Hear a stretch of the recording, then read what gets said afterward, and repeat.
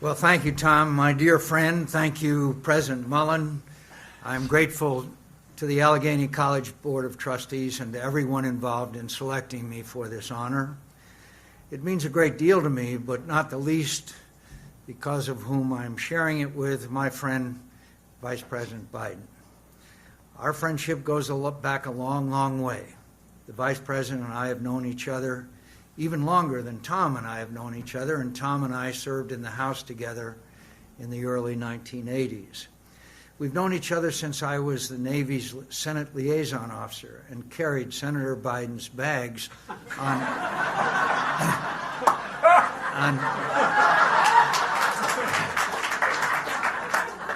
carried Senator Biden's bags on overseas trips. That was almost 40 years ago, and by God, I still resent it.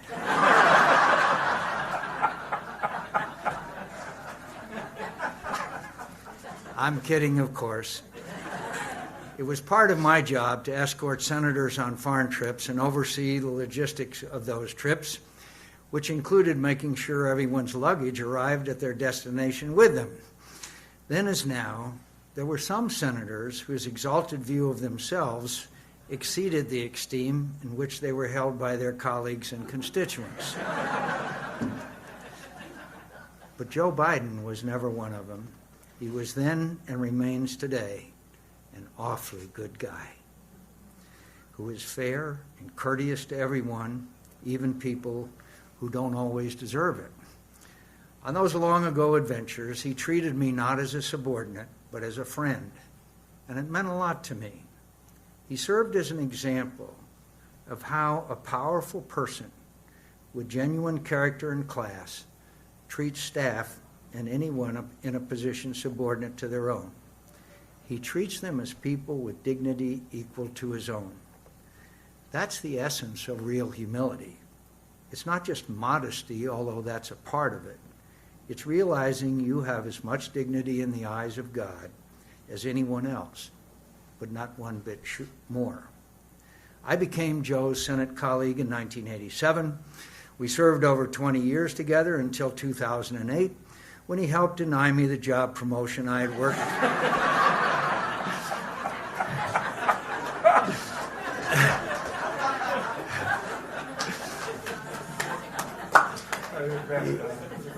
He helped deny me the job promotion I'd worked very hard to get and took office as vice president. I still resent that too, by God. But I won't dwell on it here. You know, as Tom pointed out, neither of us is exactly the shy and retiring type. We've both been known to hold a strong opinion or two and to make our point emphatically when circumstances warrant. I think Joe appreciates the adage I've tried to follow in my public life: a fight not joined is a fight not enjoyed. We're in different parties, obviously, and we hold different views on many issues. And you can safely assume we have managed over the years to make our different positions crystal clear to one another. Perhaps in the persistent triumph of hope over experience, we both cling to the expectation we can persuade the other that he is mistaken. But I think deep down, we probably both know better. In addition to his being mistaken, here's what I've always known about my friend and occasional sparring partner, Vice President Biden. He is a good and decent man, God-fearing and kind, a devoted father and husband, and a genuine patriot who puts our country before himself. I know, too, that it's been a great privilege to call him my friend. Our political discourse should be more civil than it is today, much more civil. We all, myself included, bear responsibility for it not being so. It probably asks too much of human nature to expect any of us to be restrained at all times from committing rhetorical excesses that exaggerate our differences and ignore our similarities.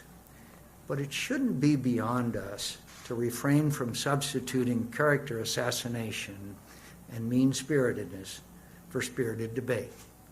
Too often, We lack empathy and mutual respect on all sides of our politics and in the media. But we can do better. We can behave with humility. We can be more courteous and respectful. We can treat each other as we wish to be treated. The Vice President has set that example for us. We can be rivals. We can fight hard and noisily. We can stand for our convictions and refuse to yield until our last breath. But whether right or wrong, we're only fools if we don't recognize this truth. We are fellow Americans and fellow human beings who possess equal dignity and rights, and in the end, our shared identity is so much more important than our differences.